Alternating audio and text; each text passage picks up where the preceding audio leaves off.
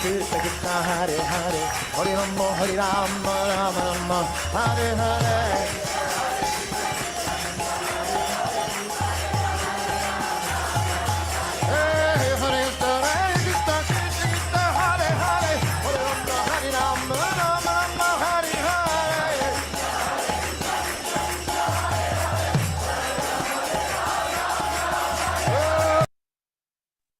Hare Krishna devotees, please accept my humble obeisances of Krishna Prabhupada. Welcome devotees to today's morning class. And this morning we will be discussing from Chaitanya Charitamrita, Adi Lila, chapter 3, verse 98. And the chapter is entitled, The External Reasons for the Appearance of Sri Chaitanya Mahaprabhu. We are very happy to have His Holiness Candramauli Swami with us. Hare Krishna Maharaj, please accept my humble obeisances. All glories to you, all glories to Srila Prabhupada.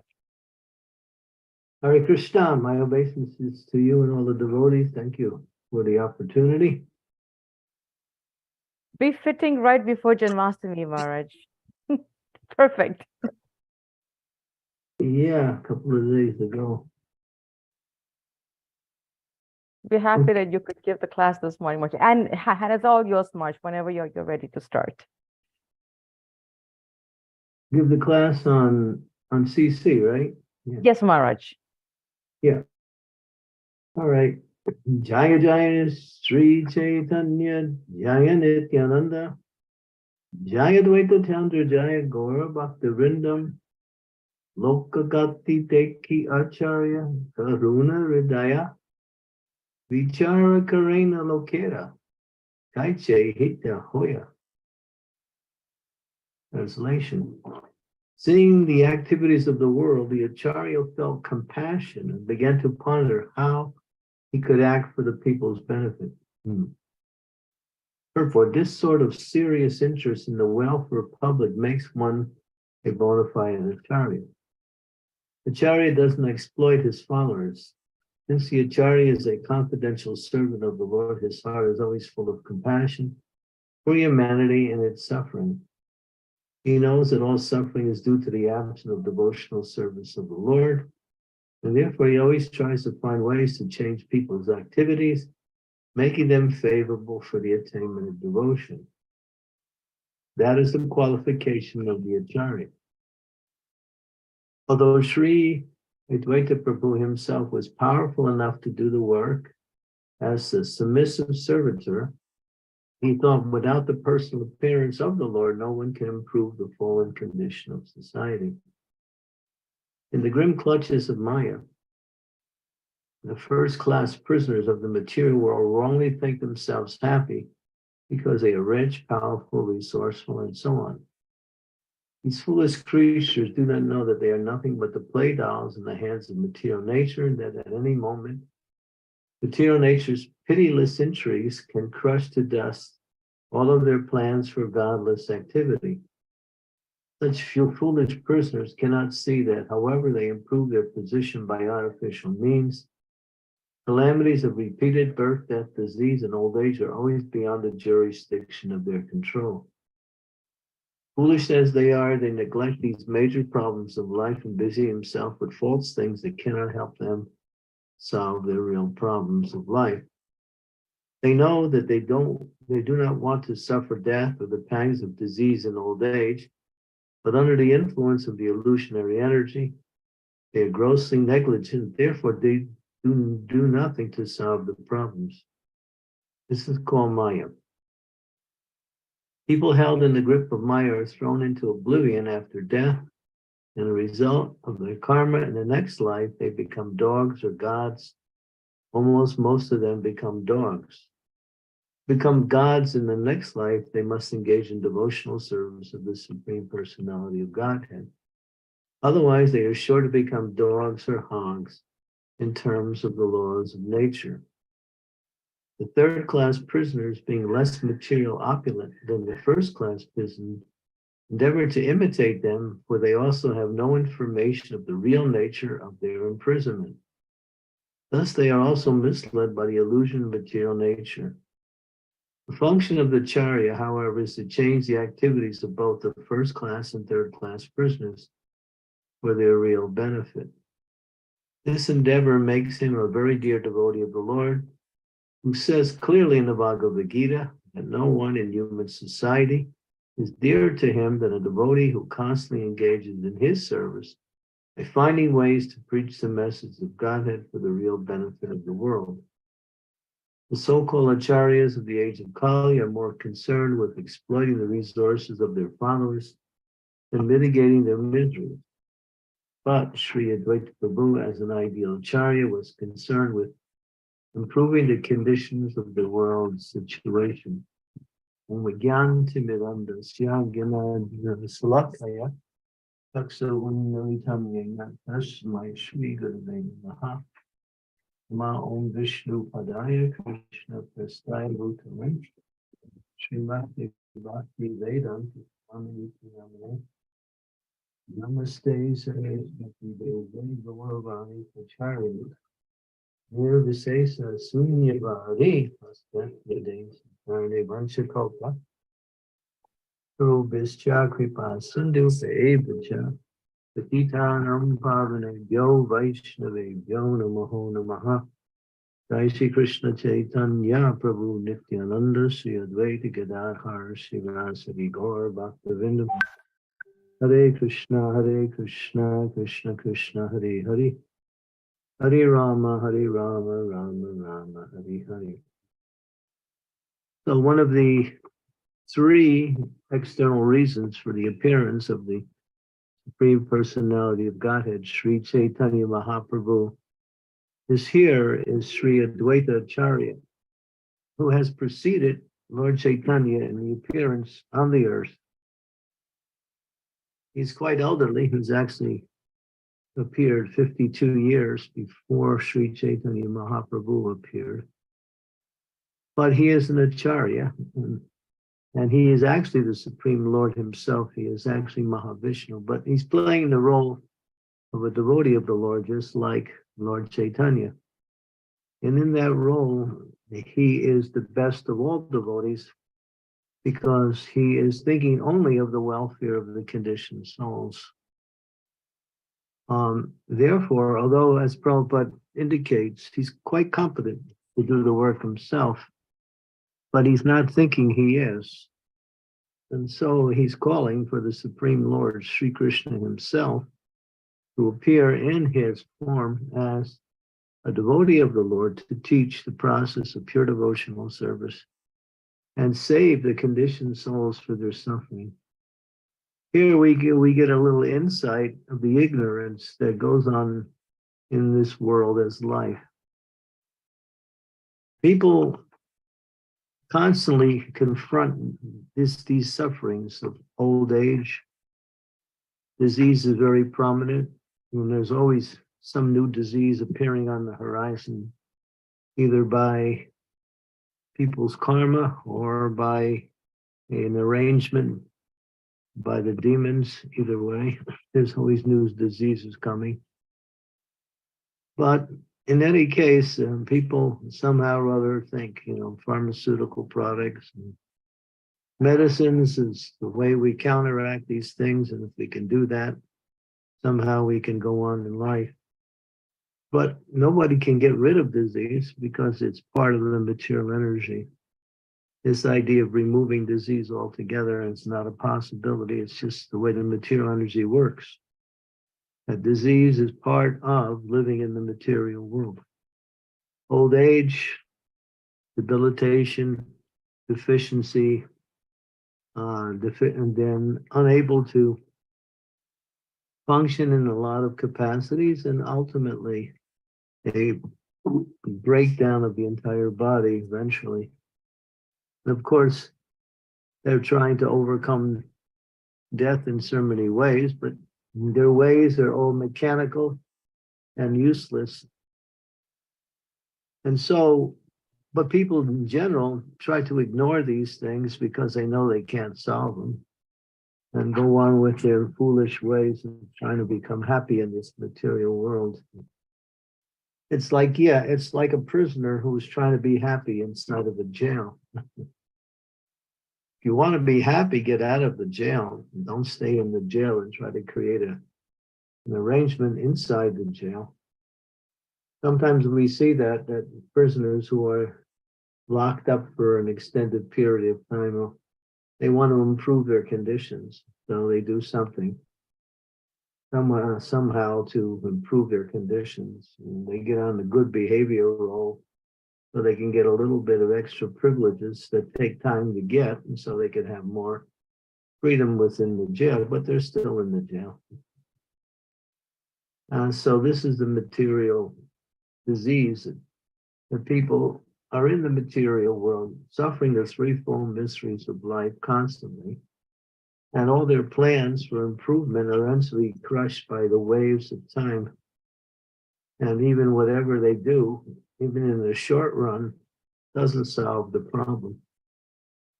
So the problem is, Taktua Deham Purna Janmani, the solution to the problem is Taktua Deham Purna Janmani Naitimam, Iti George Surjuna. That Krishna is explaining that go back home, back to Godhead. That is the solution for all problems, and it's the perfection of one's desire to become happy perfectly and completely, and eternally also. But for whatever reason, the conditioned souls are an illusion and can't see the actual solution, or they won't accept the solution.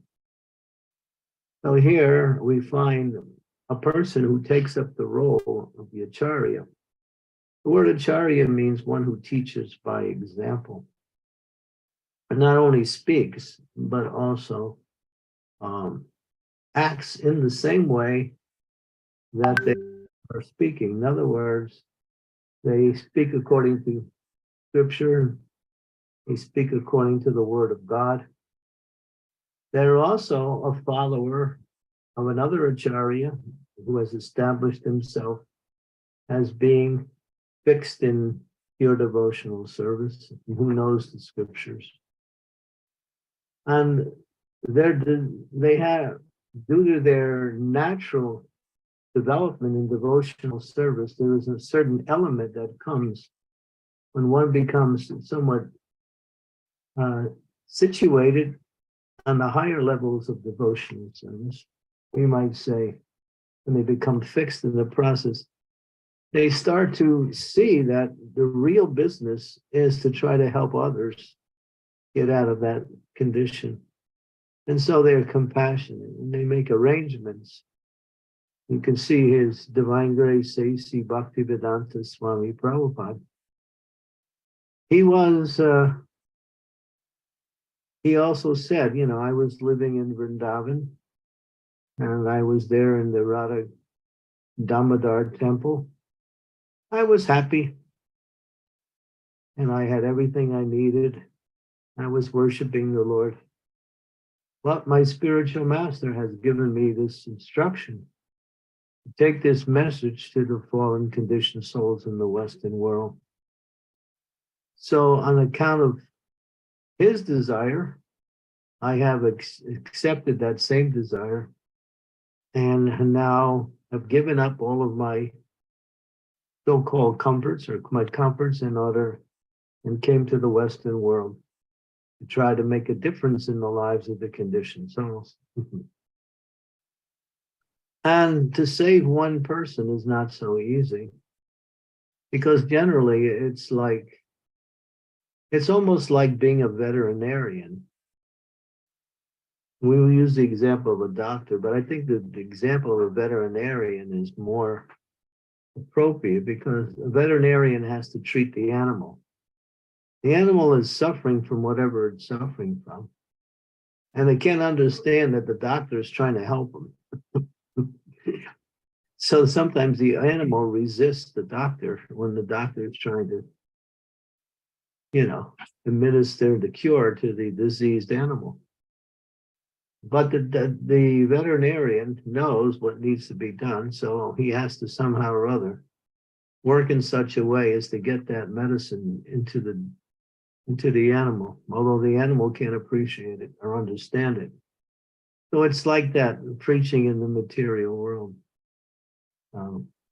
People may even perfunctorily agree that they are, not happy, and they're looking for some better situation to improve their life. But when it comes to actually taking up a regular process of worship to the Supreme Personality of Godhead, I think it's too much. Or they can't see the benefit of it. Of course, one cannot see the benefit of something that is beneficial, that is spiritual, unless one actually experiences that to some degree. And therefore, the devotees of the Lord who are working on behalf of the mission of the Lord have to come up with so many different ideas on how to inject this medicine of freedom to the conditioned souls who somehow are always trying to resist. Or even if they can't, they don't resist, they can understand how to accept it and to apply it also. It's difficult. Therefore, Krishna says in the Bhagavad Gita that one who teaches this message of the Bhagavad Gita to the devotees, to the conditioned souls, to the devotees, is very dear to me. No one is more dear. So actually, those who actually take that austerity of putting aside their own, not putting aside, but somehow or other, making their mission the mission of the Lord. The Supreme Lord comes to the material world to do that himself. Yada yada dharmasya glanir bhavati bharatam abhutanam dharmasya tadakranam srijami aham. So he comes to uplift the conditioned souls, to give pleasure to the devotees, to remove irreligion in the world, and to reestablish real religion. So the Lord does that. He doesn't have to do that. So he can do that simply by sending his representative. And he does. But sometimes he personally comes. Because when he personally comes, the whole atmosphere becomes purified. Just like it says Mother Earth. After Krishna left the planet, after being here for 125 years, she's lamenting her fate. It says that the suffering that Mother Earth experienced due to the separation from the Lord after his disappearance was greater than the suffering that the queens in Dwarka experienced upon Krishna's departure.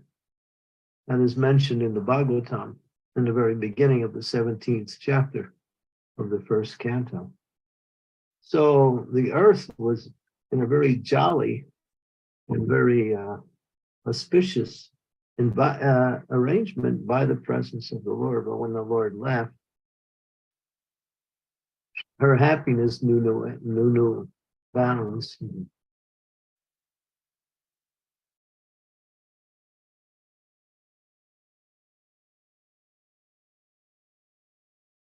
And that works also with material life.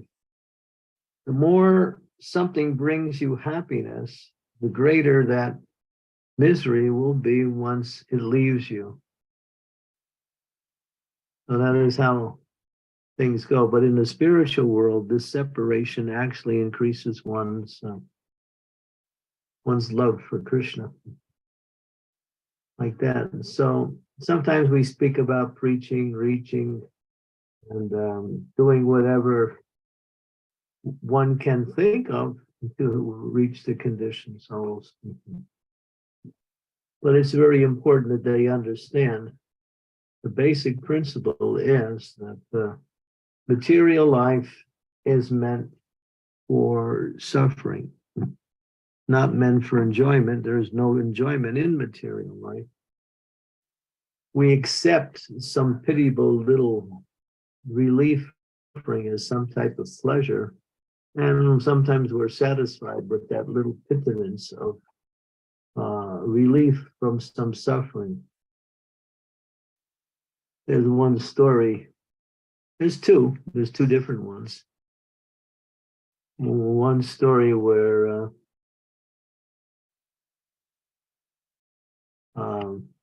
Prabhupada tells the story of Gopal, who is the servant of the king. And the king is now in the palace, and he just got the word that his wife, the queen, just had a baby boy. So now he's going around the palace, and everyone's congratulating him, and he's happy, and he's meeting everyone, and it's a nice experience. So he comes to Gopal. Gopal is the king's jester. He's his, kings sometimes have a very arduous service. They have to do a lot of administration.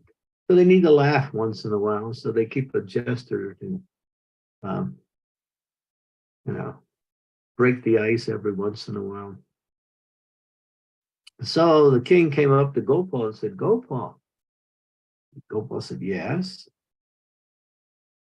My wife, the queen, she just gave birth to a beautiful baby boy. And Gopal's immediate response was, wow, my dear king, I'm so happy I could pass stool. That was his response. And the king looked at him like, what are you saying? You nonsense. And then he left. The next day, the king had to go on to a hunting trip with Gopal. So they were in a boat and they were traveling along the river. And at one point, the king had to take care of business. So he's told Gopal, pull the boat over to the side. I need to go into the woods. And Gopal said, yes, okay, just now coming. But he didn't do anything. He continued to row the boat on the water. After a few moments, the king became a little overwhelmed and said, Gopal, come on, pull the boat over to the side. I need to take care of nature. Yes, just now coming. But he continued on finally, after some time, the king was really feeling the pressure. So he started to yell out, Gopal, pull the boat over. And immediately Gopal pulled the boat over. The king went into the woods, came back out. King has a smile on his face. And Gopal says, King, how do you feel? King said, I feel happy. And then he remembered what Gopal said yesterday. So Prabhupada said, in a couple of lectures, he said, pretty much this is the happiness in the material world. Not much. It's a relief from suffering. That's about it. So that's a nice indication, or a pretty clear indication what material life is like. Material life is mostly counteracting the sufferings in this world. People are thinking that they're becoming happy, but all they're doing is counteracting suffering. One type of suffering after another. It's either one kind of counteracting another. Sometimes when they can't counteract anything, they go to sleep just to get rid of the misery. Other people take drugs. Others go on vacations. Or do something because misery is there. This is the material world, and especially in Kali Yuga, it's even more so. It's being exacerbated by the age with so many defaults and deficiencies in the population in this age because of the age of Kali. So anyone who can work on behalf of the Lord and save or help or show some concern to the suffering, to the conditioned souls, becomes very dear to Krishna. And Krishna explains that many times. He says, the one who preaches this message is very dear to me.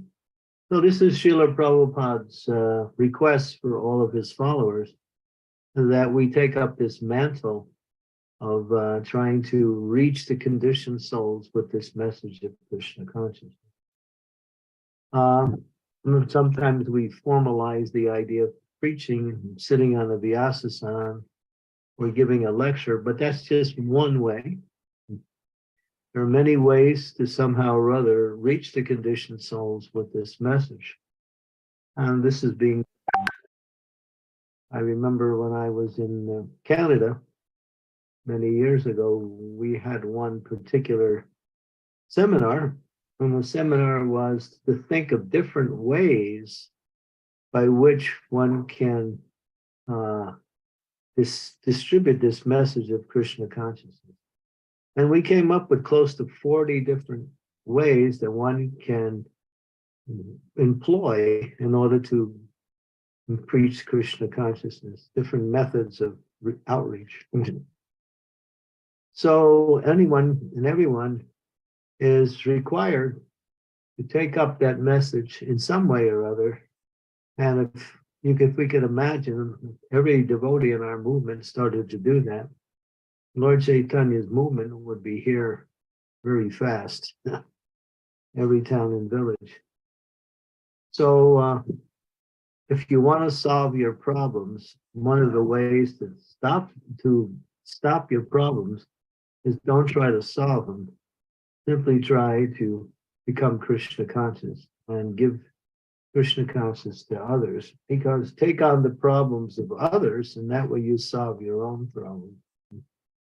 When you make others happy, you also become happy automatically by the arrangement of the Lord. And there's no better way than to give people Krishna consciousness. When Prabhupada opened the center in New York back in the 1965, he found, the devotees found a little storefront. It was a former curio shop that used to sell various types of trinkets, knickknacks, unusual gadgets, things from different places around the world that were quite uncommon. So now it had become the center for the International Society of Krishna Consciousness, little storefront. And the name of the shop before was called Matchless Gift. And so when the devotees were renovating the place, they started to take down the sign, Matchless Gift, the name of the old shop. The Prabhupada stopped them and said, no, you leave that. This is what we have. We have the matchless gift, that gift that cannot be matched. Devotion to the Supreme Personality of Godhead, pure devotion to the Krishna and Vrindavan. So, yeah, these are indications that there is no greater achievement. One, as Prabhupada says here, the first-class prisoners in the material world think themselves happy because they are rich, powerful, resourceful. But these foolish creatures do not know they're nothing but play dolls in the hands of material nature. And at the any moment, their material nature's intrigues, pitiless intrigues, can crush to dust all of their plans for godless activities.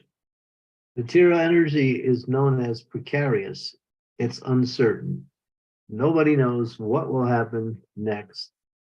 One can plan, and one can think of that, but material nature is just like that. All of a sudden, you could be driving on the highway, and all of a sudden, the whole world is upside down. There's an accident or something.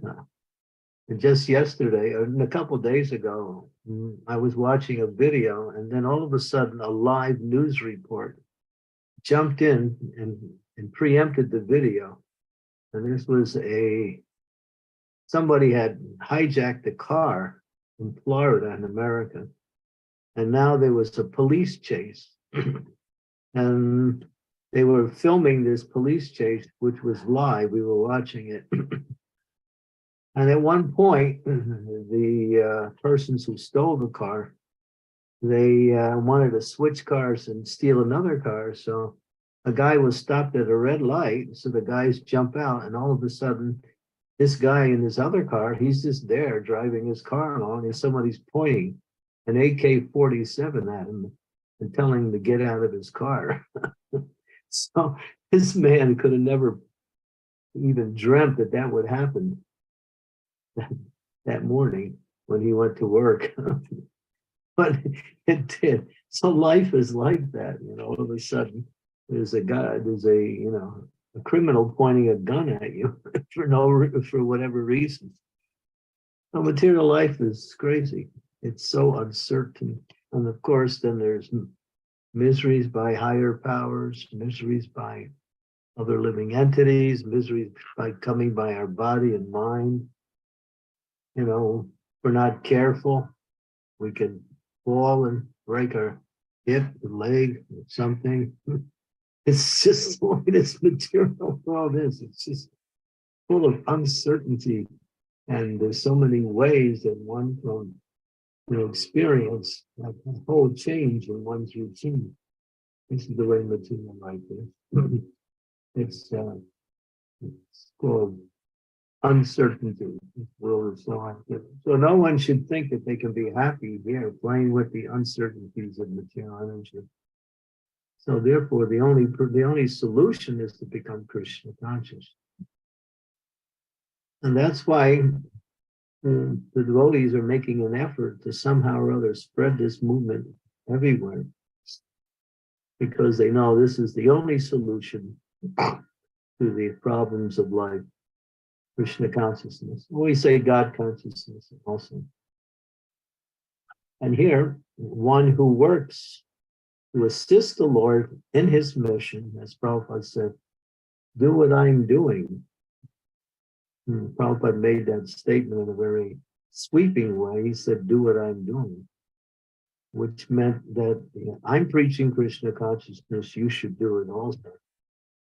Not that we could do the same level as Prabhupada, but we have the example of how the Lord sees. We have the example from the Ramayana when the monkey soldiers, under the guidance of Lord Ram, wanted to build this bridge across the ocean. They were throwing these boulders into the ocean, and Ram was writing his names on these boulders, and the boulders were floating. And they were building this stone bridge, which eventually became 88 miles wide and 8,000 miles long.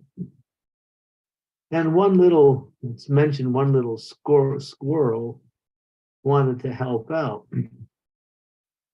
So he wanted to help the Lord. And so he started kicking some grains of sand into the ocean to kind of assist in the building of the bridge. So Hanuman was there, and he was thinking, what is this squirrel doing? So he said, my dear squirrel, please move out of the way.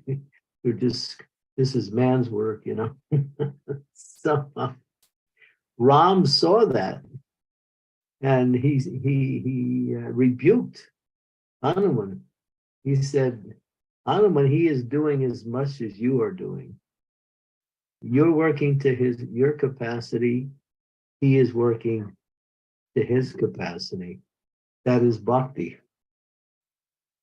Bhakti is to give whatever we can. And that is the element of how we worship the Lord. And it's not that we have to have great abilities to do things. That's nice too. But ultimately, we have to see Krishna has given us some intelligence, some resources, some facilities, something he's given that we can use to somehow or other spread Krishna consciousness. And it's not about, who you are or what you have. It's just about using whatever Krishna gives you in his service, particularly in the mood of spreading Krishna consciousness. So you see here, even the Supreme Personality of Godhead Sri Advaita Acharya, with God himself, Mahavishnu. He's actually wants to, his heart is burning with compassion for the fallen conditioned souls, that he wants to do something, but he knows it's the work of Sri Krishna himself. And so now he's making this attempt to worship the Lord, to bring the Lord, and that'll be revealed through the rest of the chapter. Okay, thank you very much. Thank you so much, Mark, for such a wonderful class. Really nice points, and would like to ask devotees. I'm going to stop sharing, and if I can request devotees to please turn on your videos so that we can see each other, and Mark can see us. Would like to ask devotees if you have any questions, any comments, clarification. Please do raise your hand so I can call upon you in order. If or you can put in the chat, and I'll be happy to read it. Mark, I have a question, and you touched upon this point of when we have problems, don't bother solving it. Just help other devotees and our problems will be solved. And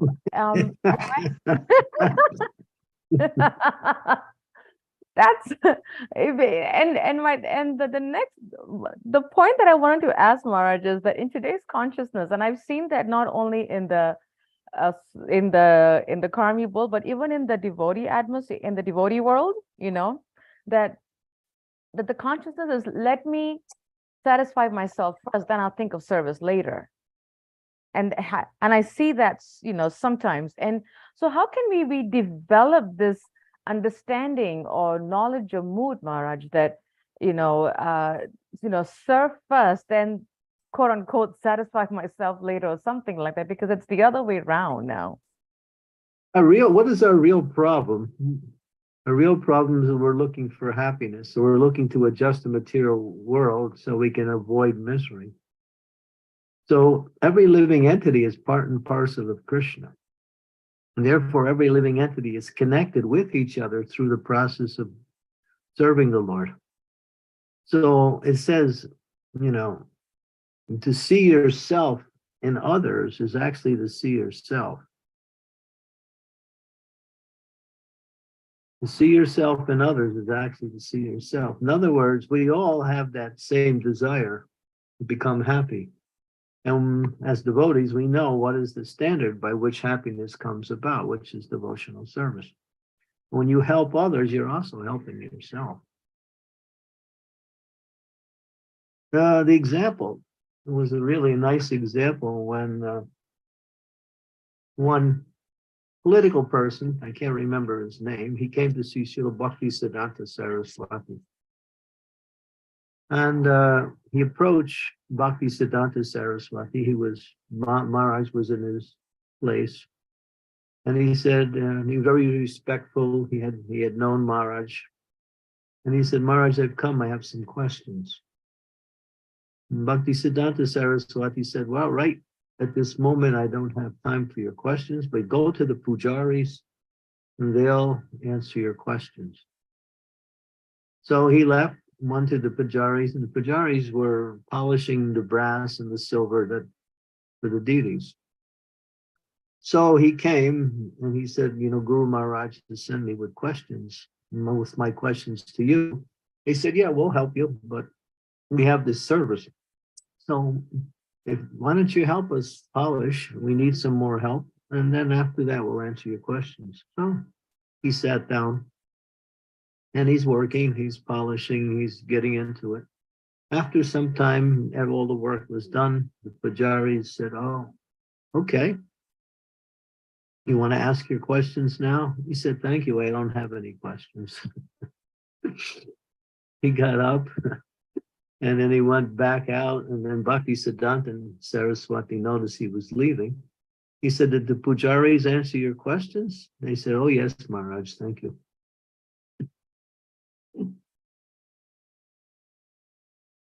That's an indication that, if you stay engaged in devotional service, all your problems are solved. Even if there's some little difficulties here and there, They come and go. We just have to tolerate them. But it's devotional service that keeps our consciousness above the material energy, fixed in Krishna, fixed in trying to serve Krishna. So that's an art, but it's easily learned by the instructions of the spiritual master. Stay engaged in devotional service. Maharaj, is it? I've heard that pastime, and I'm so happy that you repeated that pastime again. And what's coming to my mind is, does that actually? This is going to sound a very weird question, Maharaj, but does that consciousness still exist? Because I don't come across that. Devotees don't come and tell me that. After a while, no, but I still have that question, Mataji. Even after doing 5 hours of service, they still don't come. I guess they were thinking of the question while they were doing the service instead of thinking of the service. I think so, Maharaj. I think so. Or Yeah. sometimes the devotees just say, well, actually, it's not really important. I've seen that before. Once they get into devotional service, then they start seeing that their questions, which they thought has to be answered, was not so important.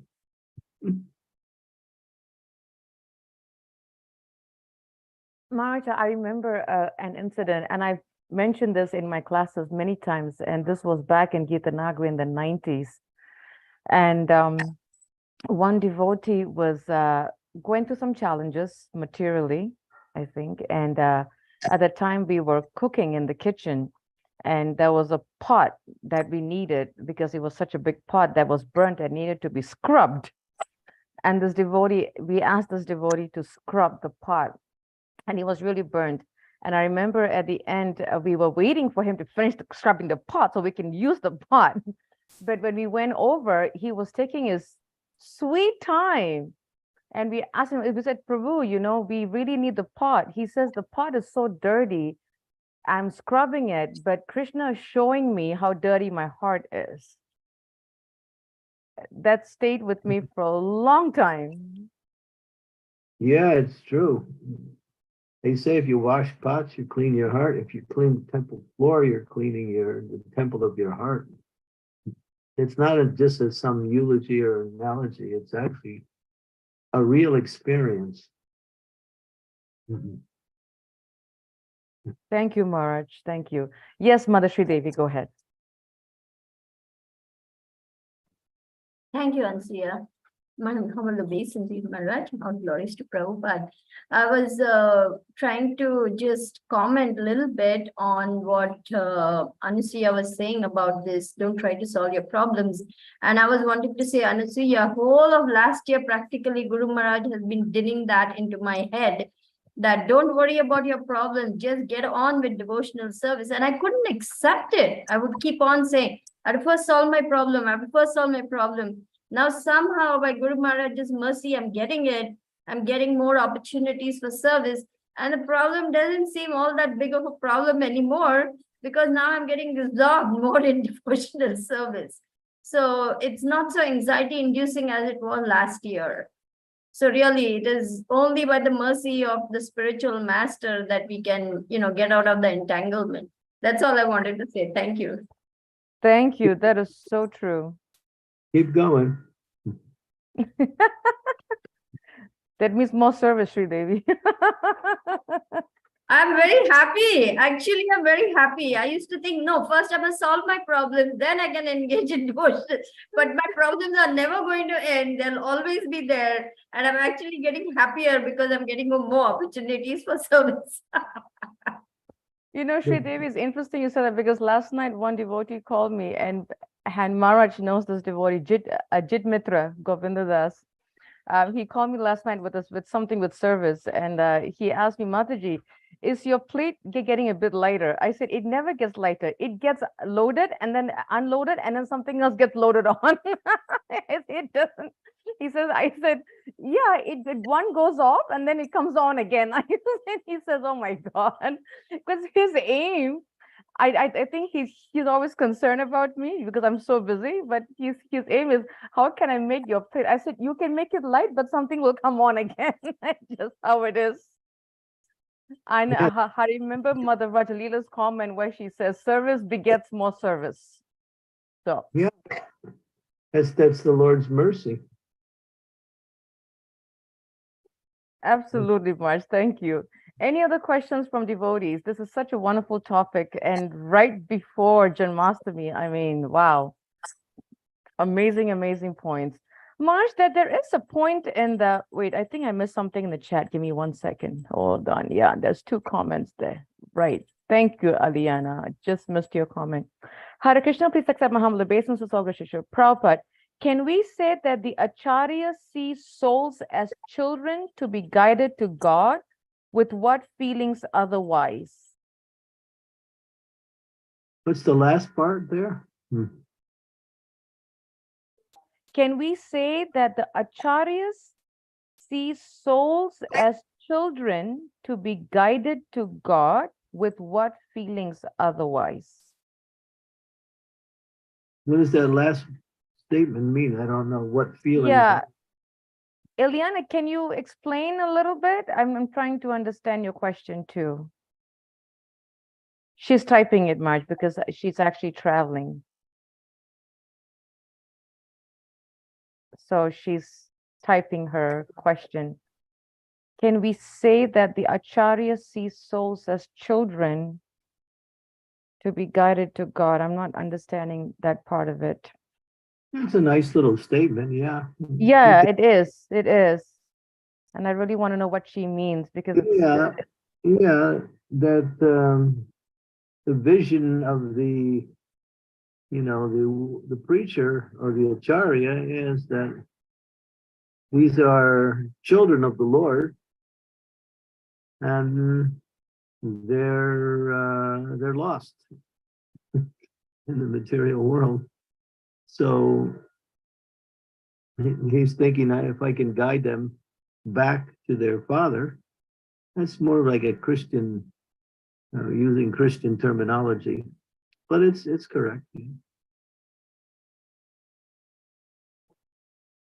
It's one way of seeing. Thank you very much. Sorry, but there are more sound, but I understand. Thank you. Hare Krishna. thank you. I'm glad we were able to understand your question, Eliana. That helped. Thank you. Any questions from devotees? Anything that you would like to ask, please do unmute yourself. Marge, there's a question that I would like. Go ahead, Sri Devi. Go ahead. Go ahead. I'll go after you. Please go ahead, Anasuya. I'll wait for you. Marge, in the purport, Srila Prabhupada mentioned, and I think I've heard my husband just mention that a few days ago, to become, not that I want to become Marge, but I'm just trying to understand the philosophy behind it. To become God in the next life, they must engage in devotional service of the Supreme Personality of Godhead. So does that mean, Marge, that for demigods, they become gods because they have to serve the Lord first? Like, I'm trying to understand that statement by Srila Prabhupada. Well, he's saying that, yeah, I think he clarified it in the following sentence. He says, people don't know whether they're going to become gods or dogs in the next life. Most of them, he said, will become dogs, except for one who engages in devotion to the Lord, they become godly. The word deva also refers to demigods. It also refers to a godly person as a deva. So it's a Got it, Marge. Yeah, it's a terminology that means that those who are saintly. Okay, I misunderstood. Thank you, Marge, for clarifying that. Thank you. Yes, Sri Devi, go ahead.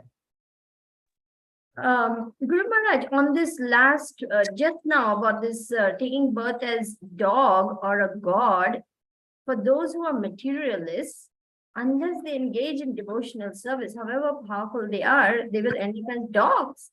Because Srila Prabhupada writes, one of our prime ministers of India is now a dog in Sweden. He said that. So my question is, even if they hear Harinam, that is going to save them, isn't it? I mean, even the least little thing that they do in devotional service, even passively hearing the holy name, would that be considered devotional service for them? There's two things. There's devotional service, and then there's devotional service. It's called a Gyata Sukriti. Gyata Sukriti means unknowingly performing devotional service.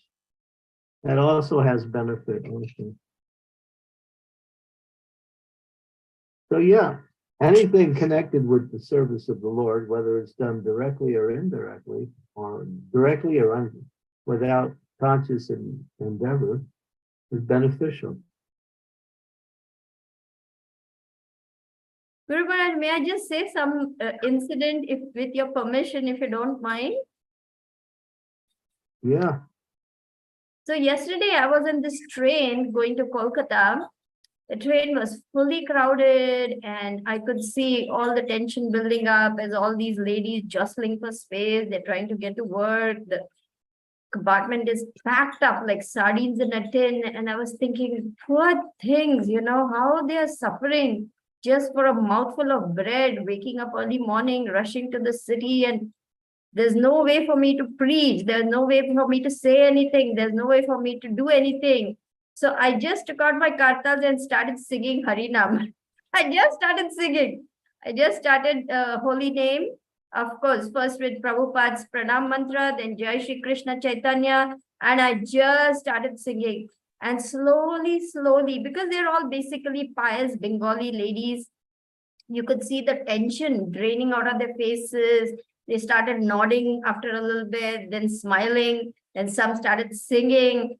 And it was just amazing to see how much positive energy just by singing the holy name, that it transformed at least that little corner of the compartment for some time. I don't know how long that will stay, but people were smiling when they got off at the station. They were looking at me and smiling, and it was just so different compared to the atmosphere before I did any chanting. So I was thinking, at least the least I can do is just chant the holy name and somehow help these people. You should do that regularly. Just ride the train back and forth and just keep singing. That'd be a nice service.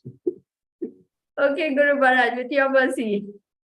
That is such a wonderful thing, service you did, Sri Devi. It's so amazing. Wow, I was just imagining the whole. I was trying to imagine the scene in my mind as you were describing. It's beautiful. I mean, my heart was just bursting with compassion. I was thinking, my gosh, what a life. What can I do? I'm so fortunate. I have received so much mercy. The least I can do is somehow get them to hear the holy name. That's the very least I can do. And of course, giving little prasadam to everybody, distribute a little prasadam. That's all. Amazing. Yeah, devotees take the opportunity to wake up the conditioned souls whenever, whenever the opportunity comes. Nice, very good. Continue. Thank you. Wonderful. Thank you for sharing that, Sri Devi. Really, thank you. Yeah, and I think that this will be very good because I connected with the Kolkata temple and I told them, this is the service I do, I give classes. And also one of them said, we would like to connect you with our local congregational people because we would like people to come give classes and things like that. So I was thinking, oh, Krishna, thank you. I'm getting some purification through this also. So that was nice. It was really difficult to see people struggling just to live, just to eat food. Prabhupada's mercy is so wonderful and we have received so much. And there's so much to do, There's so much to do because people are suffering so much. Yeah, the suffering is increasing as Kali Yuga continues to put its pressure on. It's get really heavy. Some places in the world, it's really, it's the people's lives are, their natural lifestyle is being very much challenged in so many ways by the present age. And it's only going to get worse. And there's only one solution, as Bhakti Siddhanta Saraswati would say. There's only one problem in the world, lack of Krishna consciousness.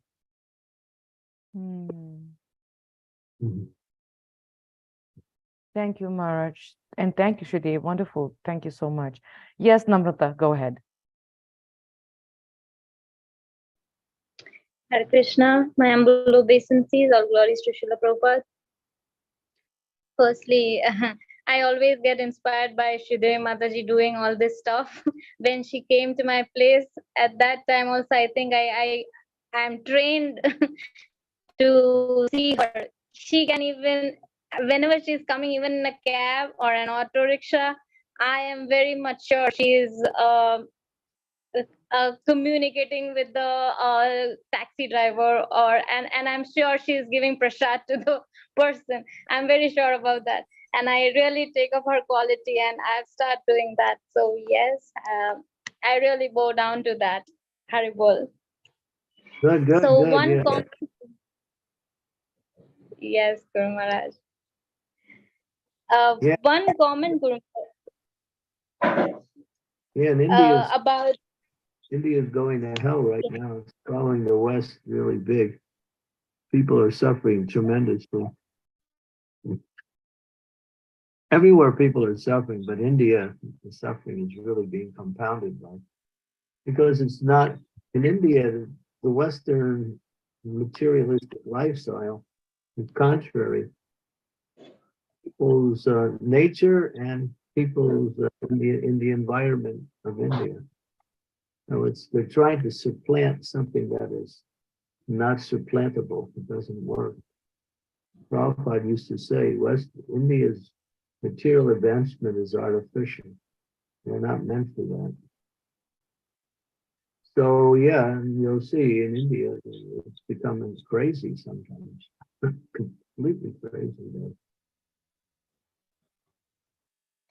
yes, Guru Maharaj. Actually, I see one generation who is trying to cope up with and stay on the baseline with what Indian culture is, and then another culture which is just jumping rapidly towards the Western culture, and there's a whole big bridge of confusion in between, which is really creating a havoc. That is what I feel at present in India. Becoming quite clear, the dichotomy now. Before it wasn't so clear. Yes. Yeah. Well, we're everywhere in the world. Everywhere in the world, Krishna consciousness is the need. Chaitanya Mahaprabhu is predicted that every town and village, he's on a mission. Right now, we're right at a very crucial part in his mission. He's bringing about change in a very fast way in many places. And material life is getting worse. Christian spiritual life in many places is really starting to blossom. It's becoming really clear. Really, the dichotomy now between the two is so clear. Very few people can actually say that they're happy in this world. Hardly anybody.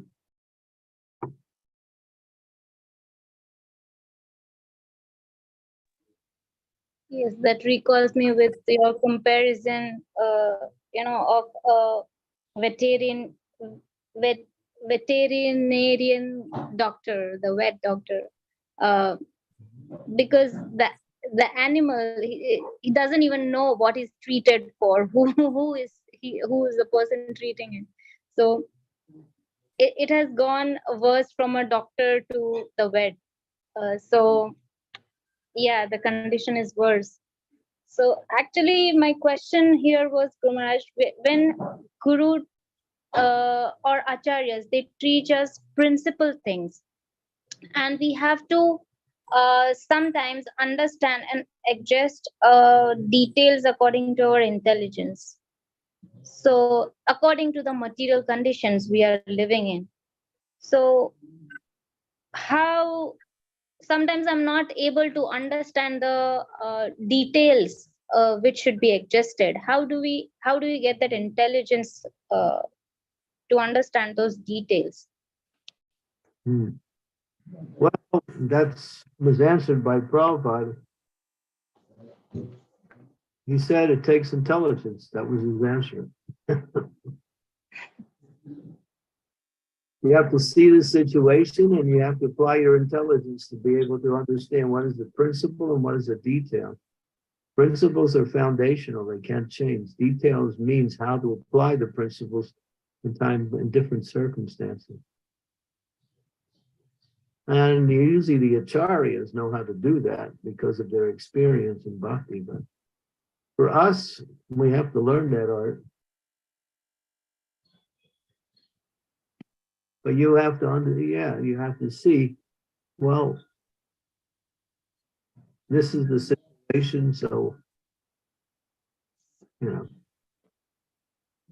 it's like sometimes you just can't preach to people directly or speak about spiritual topics, but you can give them prashadam. So you're doing the best situation.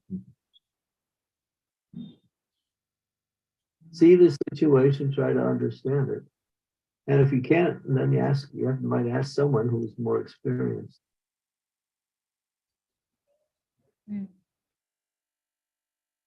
Krishna consciousness is, don't try to formalize this process.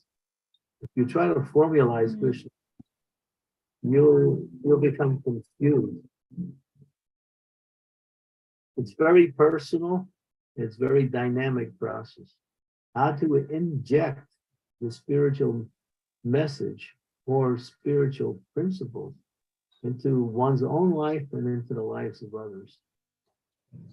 Not just we have certain principles that we follow, rules and regulations, but that's in general. When it comes to dealing, then you have to understand how to apply that. That is called vigyan.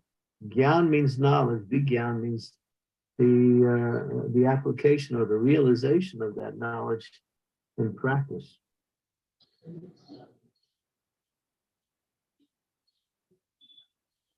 You have to use your intelligence. You have to see how it was done in a similar way before in a similar situation.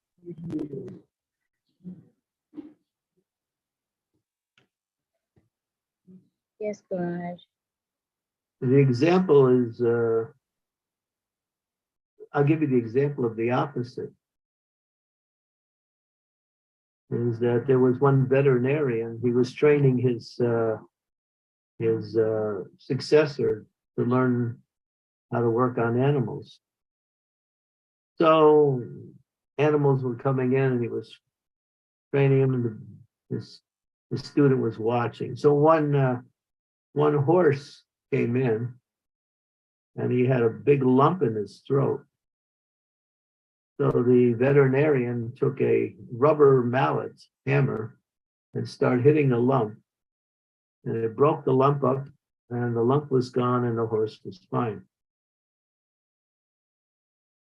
So, the student is watching. So later on, when he becomes more, engaged in activities on his own now, a horse comes in and has got a big lump in his throat.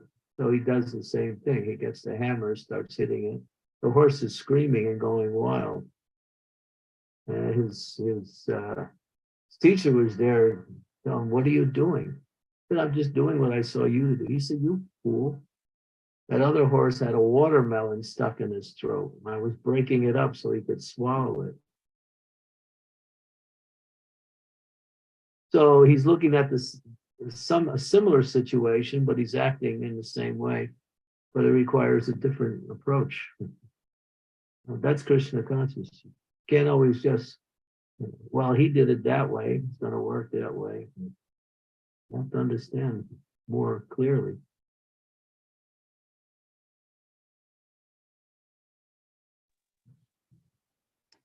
Yes, Guru Maharaj. Thank you very much for this clarification. The last Yeah. example you made was quite clarifying. Thank you very much. Hare Krishna. Thank you, Marge. Marge, there is a comment in the chat by Saurabh, if you remember him, the one that drove you back and forth when you were here. Mhm. And he said, Hare Krishna Marge, please accept my humble obeisance. All good to Srila Prabhupada. It was a very nice class. Thank you very much. It inspires me to be humble when preaching during the outreach programs. And I'm sure that came from your input, Sri Devi, of how you did on the train, I'm guessing. He said, Marge, His Holiness Loknath Swami Marge mercifully agreed to initiate me coming November. Please bless me so that I can serve the devotees, Guru Marge, Prabhupada, and the Guru Parampara nicely and eternally. Thank you, Hare Krishna Saurabh. Hare Krishna. Mhm. He's going to be thrown in the fire in November.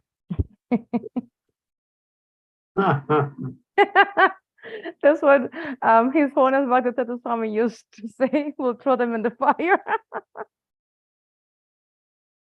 Fire of bhakti, Yes, Burn. Maharaj. the dross of material life. Yes, Maharaj. Maharaj, yes, Mother Tirtha. Go ahead, Mother. Do you have a question, Mother? Okay, she unmuted herself. It's okay, Mother. Marge, I have a question, and and I think you touched upon in your class just now that there are some situations where people, to the degree that we are happy materially, to that degree we experience misery. Something like that you mentioned in your class.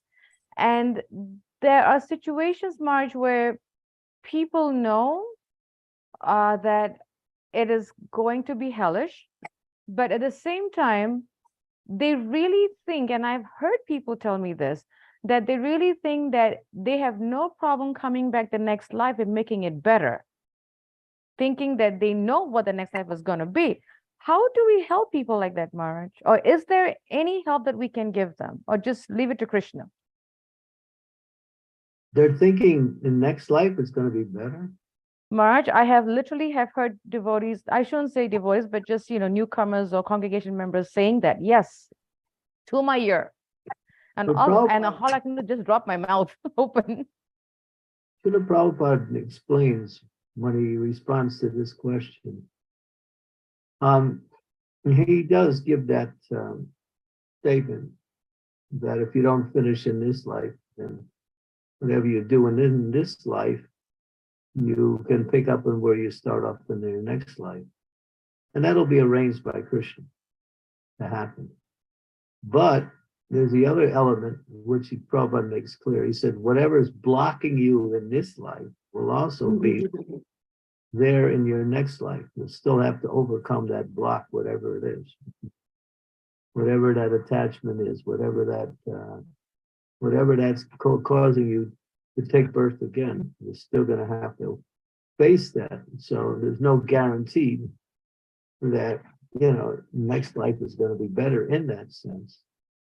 You still have to, because wherever you go, you take your attachments with you.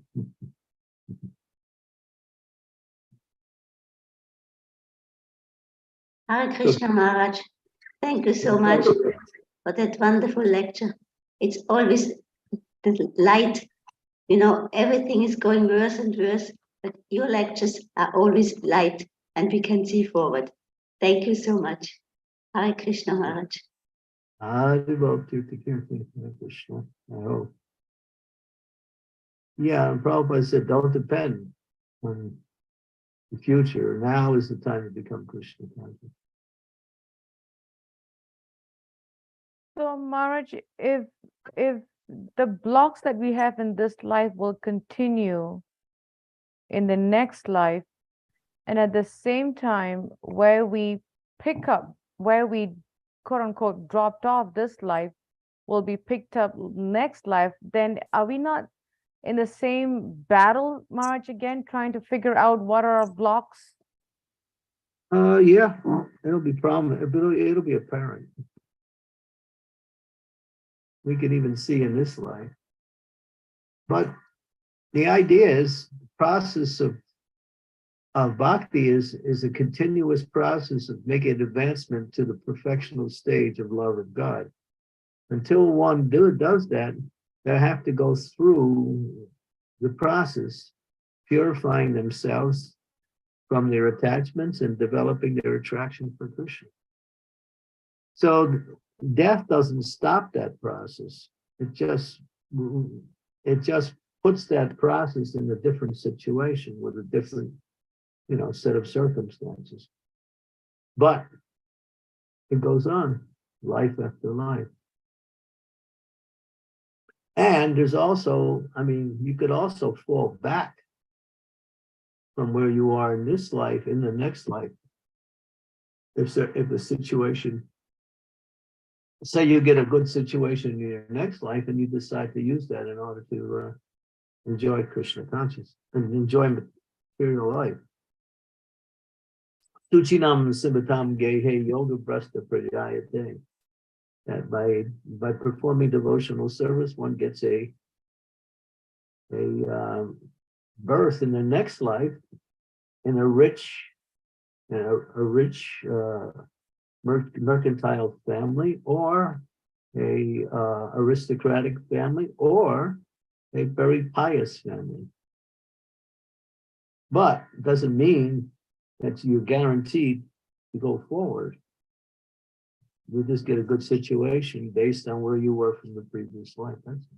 Life's continuous. It doesn't stop at death.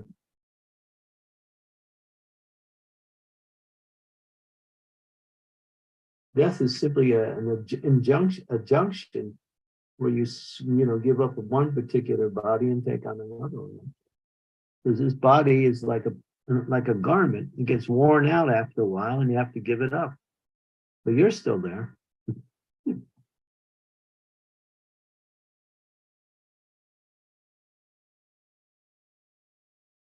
And Marge, how can we actively really recognize or catch our blocks? Well, it's easy when you're in association with devotees. They help you. Association with devotees is more like a mirror to help you understand a little bit more about your own practice of devotions. It also gives you a chance to make progress by serving and associating with devotees. So that's the most effective method. You can also, sometimes we also ask a close friend, where's my block? What's my Maya? Bhakti Tirtha Swami used to do that. He would do that as a what do they call that? A seminar, workshop? Workshop. He would do it as a workshop. And it would be like a shock to devotees to really go deep and figure it out. He was very good in doing that. Yeah, that's a quick way. That's a lot of mercy. If you have a false ego, then that false ego gets challenged. And if you want to get rid of your false ego, there's one way to do it. And if you want to keep your false ego, you can resist it, and then your false ego gets bigger.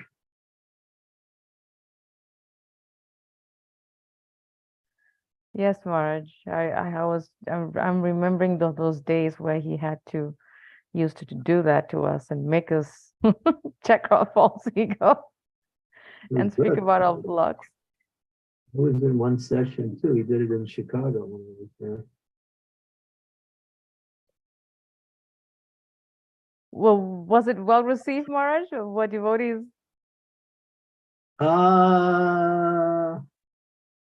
There was a few who backed out of the program. But that's just normal. Not everyone will be willing to go through that. And some people are actually afraid to see what's wrong with them. And Marge, why is that so? Because then they have to change. Change or suffer. So the fear of change is also scary. Wow. Yeah. Mm. I Wow. like change because change helps you to somebody see the same situation from a different angle.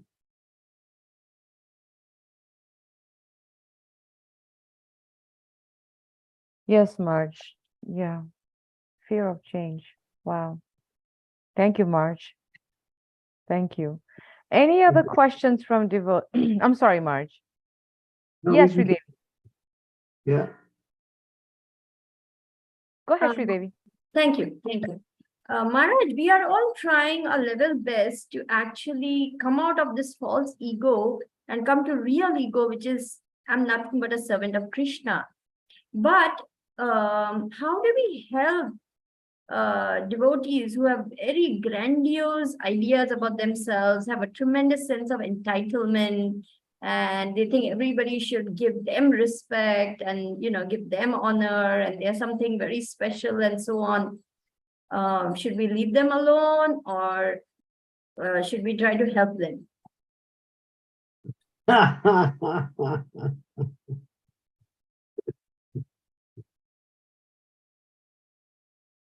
Usually, if someone's an illusion so great, we just leave it open. Unless you right on in a very timely way know how to say something. But that's not easy. To see the situation, to find that time when it's most appropriate. Otherwise, they're going to just write you off as a critic. That's it.